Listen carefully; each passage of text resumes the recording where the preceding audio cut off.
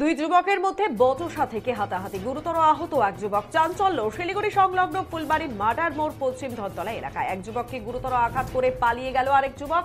ঘটনাকে ঘিরে চাঞ্চল্য শিলিগুড়ি সংলগ্ন ফুলবাড়ি মার্ডার মোড় পশ্চিম ধনতলা এলাকায়। গুরুতর আহত যুবকের নাম সুশান্ত দাস। তার বাড়ি ফুলবাড়ির পূর্ব ধনতলা এলাকায় বলে জানা যায়।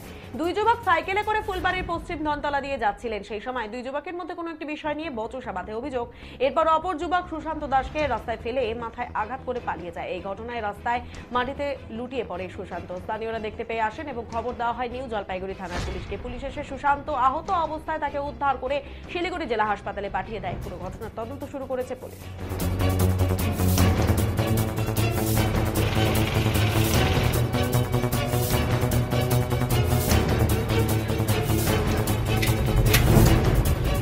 একজনকে কাকে মেরে চলে গেছে, তো যে যাকে মেরেছে সেও অজ্ঞাত, যে মেরেছে সেও অজ্ঞাত। আমরা এখানকার লোকাল না, তো এসে দেখলাম খুব ব্লিডিং হয়েছে আর কি।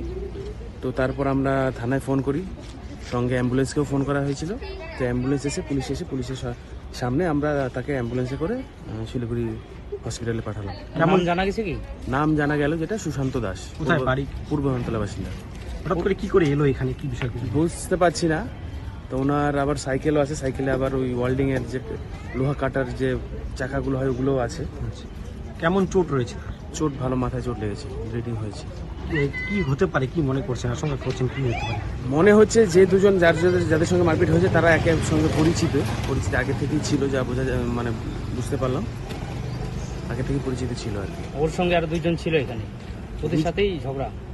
দুজন না, একজন মানে প্রাপ্তবয়স্ক, আরেকজন সঙ্গে বাচ্চা মেয়ে ছিল শুনে। আচ্ছা, যে চোট পেয়েছে তার কেমন বয়স হতে পারে? বয়স আনুমানিক 35-36।